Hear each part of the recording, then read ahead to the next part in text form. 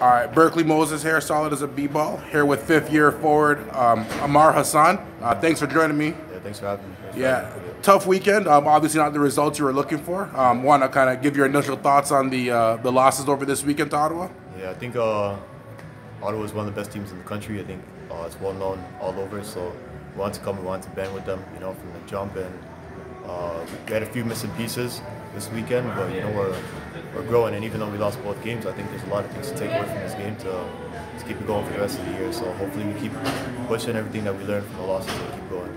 Yeah, gave up quite a few points in the paint with Guillem. Anything to tighten up the interior defense going forward?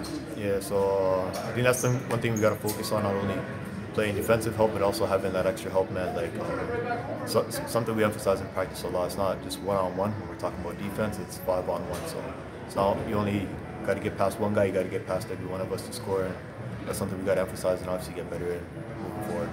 You have a tough landing spot next week going up to Carleton.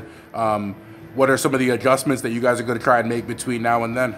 I think we got to push the ball more, a lot with transition and things like this. I think we're extremely athletic, and we didn't really have a chance to show it this game. We weren't really pushing the ball forward too much. But I think if all of us are pushing five deep, then I think that's a scary state, five of us on transition. You guys have a fairly talented team. Between yourself, you have AJ, Grady. Those are just a few of the guys to mention. A lot of individual talent. What's it like to play with some of those guys, and what's the experience been like? Yeah, it's a privilege.